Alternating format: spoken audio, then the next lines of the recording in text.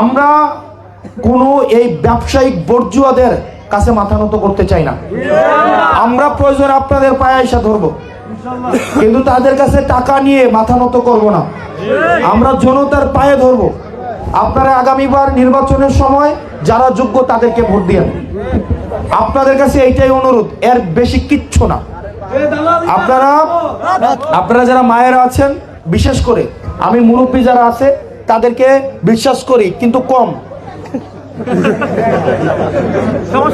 আমি কিন্তু করি বিশ্বাস, আমি কিন্তু করি নাই করি না, কিন্তু একটু কম।